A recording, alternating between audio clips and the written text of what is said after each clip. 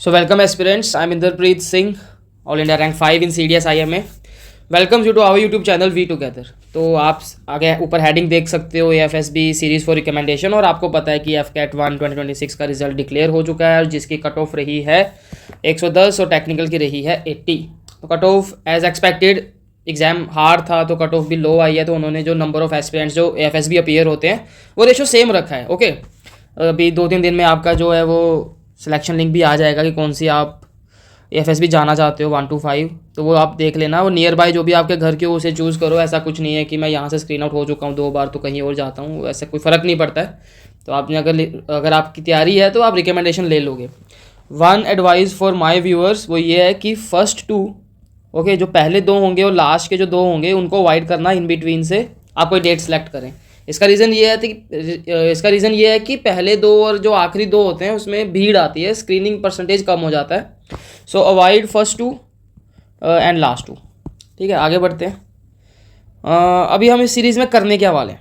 ठीक है, इस सीरीज़ में करने वाले RRR। सो इसका मतलब क्या है? Regular routine revision. Okay, regular का मतलब समझते हैं हम। इस सीरीज़ में मैं वीडियोस पोस्ट करूंगा और आपको प्रैक्टिस मटेरियल दूंगा on Telegram in the order जिस ऑर्डर में टेस्ट होता है SSB में।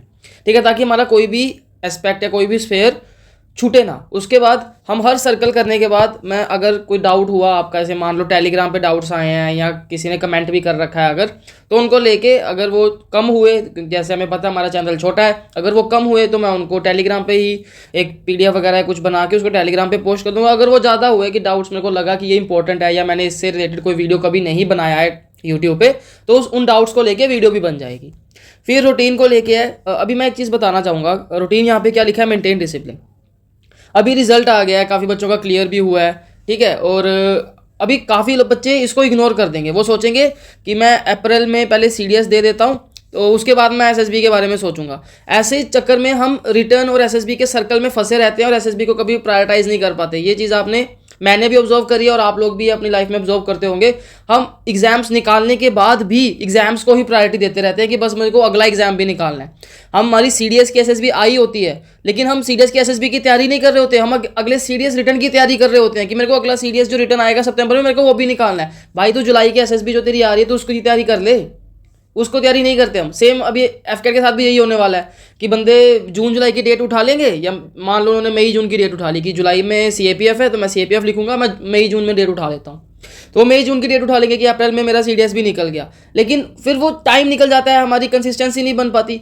तो यहाँ पे रूटीन लिखने का मतलब सिर्फ इतना है कि आपको डेली 15 to 30 मिनट्स SSB को देना है। ये बिल्कुल कम टाइम है।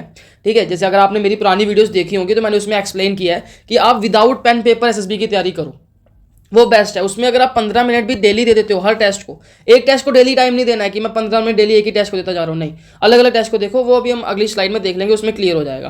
तो 15 मिनट ज़्यादा नहीं है और अगर आप एक्सटेंड कर सकते हो तो 30 मिनट्स तक जाओ इसमें, तो बहुत हेल्प मिलेगी आपको।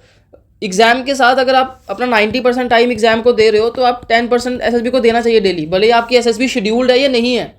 मान लो आप अभी इस बार आपका FCAT क्लियर नहीं हुआ है तो वो परसेंटेज आप कम कर लो, आप डेली 10 मिनट तो दे सकते हो SSB में, तो वो आपको हेल्प करेगा आने वाले टाइम में, आपको बर्डन नहीं आएगा। आप कभी भी ना, जो फ्रेशी होते हैं ना मोस्टली SSB में पहला अटैम्प्ट ये दे के ये सोच के जाते हैं, मैं नहीं, मतलब कुछ फ्रेशी तो रिकमेंडेशन ले लेते हैं, ठीक है, पर मोस्ट ऑफ द फ्रेशीज जो जाते हैं वो ये सोच के जाते हैं तो मेरा पहला अटैम्प्ट है, मैं तो एक्सपीरियंस लेने आया हूँ, अगले अटैम्प्ट में मैं SSB निकालूंगा। वो कौन होते हैं? जिन्होंने सिर्फ एग्जाम को प्रायोरिटी दी होती है, जिन्होंने SSB को कभी प्रायोरिटी दी नहीं। पर जो फ्रेशी या जो कैंडिडेट्स जो अपने साथ साथ रिटर्न एंड SSB को साइमल्टेनियसली टाइम देते हैं, भले ही वो 10-15 मिनट ही क्यों ना हो, dedicated 10 to 15 minutes enough for SSB अगर आप डेली दे रहे हो तो। ठीक है, उसके बाद रिवीजन। हाँ, SSB भी रिवीजन डिमांड करती है, SSB नोट्स मेकिंग भी डिमांड करती है, फिर SSB काफ़ी कुछ डिमांड करती है। तो वो हम जैसे जैसे हम सर्कल चलाएंगे ये वाला, हम इसमें देखेंगे कि कैसे कैसे आपको नोट्स बनाने हैं। स्टोरी राइटिंग में भी थोड़े बहुत हम नोट्स बनाते हैं, फिर हम इंटरव्यू के नोट्स बनाते हैं। इंटरव्यू के नोट्स मेन होते हैं वैसे, बाकी टेस्ट के नोट्स इतने हेल्प नहीं करते हैं। ऑलराइट, अभी ये है कि हमारा सर्कल क्या चीज़ है। जो मैं सर्कल वर्ड यूज़ कर रहा हूँ उसका मतलब क्या है? उसका मतलब ये है कि डे 1 मान लो हमने शुरू कर दिया, मान लो मैं कल ही एक वीडियो पोस्ट कर देता हूँ तो उसमें हम PPT डिस्कस करेंगे। ठीक है, मैं PPT के बारे में बताऊंगा कि आपको कैसे प्रैक्टिस करनी है, क्या कर सकते हो। फिर एक पिक्चर भी डिस्कस करेंगे, उसमें मैं कुछ स्टोरीज लिख के लाऊंगा, सैम्पल स्टोरीज को डिस्कस करेंगे। फिर ये पिक्चर मैं अपने टेलीग्राम चैनल पे शेयर कर दूंगा। ठीक है। इस पिक्चर पे फिर मैं वहाँ पे टाइम लिमिट भी लिख दूंगा कि इस पिक्चर पे आप स्टोरी लिख दो 1-2 दिन में, तो वो स्टोरी मैं पढ़ूंगा, एनालिसिस कर दूंगा उसको, उससे आपको हेल्प मिल जाएगी। ठीक है। अभी मेरे को भी पता है ये वीडियो हार्डली 40-50 लोग देखने वाले हैं, तो वो 40-50 के अगर 10% मान के चलूँ, अगर 4 से 5 बच्चे भी इस सर्कल में जुड़ते हैं तो इनफ है मेरे लिए, मैं सर्कल कंटिन्यू करता रहूँगा। बट मैं वो कहना चाहूँगा कि अगर 5 बंदे भी सर्कल में जुड़ते हैं तो वो आपको डेफिनेटली हेल्प होगी। ठीक है। मैं काफ़ी बड़े वर्ड यूज़ करने वाला हूँ यहाँ पे, आप खुद बोलोगे कि ऐसी एसएसबी प्रैक्टिस नहीं करवाई गई कभी।